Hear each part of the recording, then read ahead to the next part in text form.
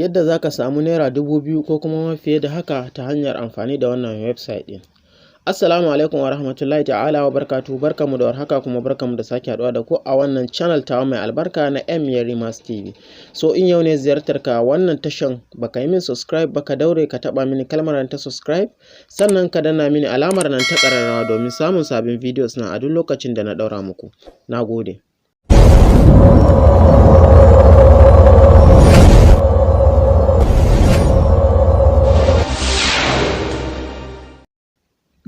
So kamar da ka gani wannan waton website ne wanda waton ake amfani da shi wajen samun kuɗi waton 100%.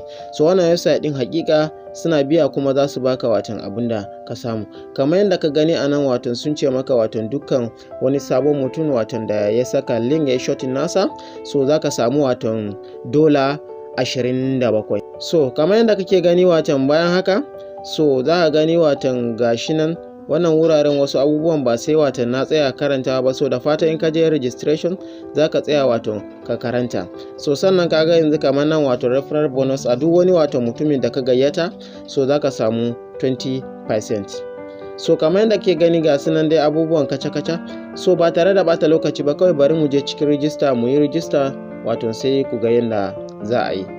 So kamar yadda ke gani abin da za a yi kawai shine watan anan za ka zo watan ka yi sign up ne kamar yadda kake gani. So bayan mun yi sign up gashi inda watan suka kawo mu kamar yadda kake gani a wannan wajen za ka sa username naka, nan za ka sa email address naka, sai wannan password, sai wannan kuma watan ka sake maimaita password naka. So kamar yadda kake gani bayan ka saka password naka watan ka saka email naka, so abinda watan za ka gani shine kamar yadda kake gani wannan wajen watan I'm not a robot nan, sai ka yi tikin na wajen. So kamar yadda ke gani bayan ka yi tikin wato sai ka zo nan submit, sai mu taba. Yawwa, so bayan mun yi submit kamar yadda kake gani a nan wajen sai ka yi saving na password naka.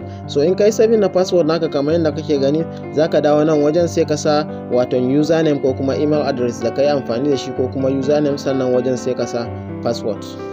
So bayan mun gama sawa abinda za ka yi shine kawai sai ka yi sign in.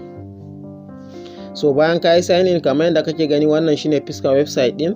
Watan hanya da zaka bi yanda zaka yi watan ka samu kuɗi, hanya mai sauki ne a cikin wannan website din. So kamar yadda kake gani watan na farko wannan shine watan total viewers ka, duk wanda watan ya kalla bidiyon da kai shooting ka daura zaka gan shi anan. So sannan kuma watan nan wajen kuma total inin watan kuɗin da ka shigar gaba ɗayan su, kuɗin shiga da ka samu, so duk zaka gan su anan wannan wajen.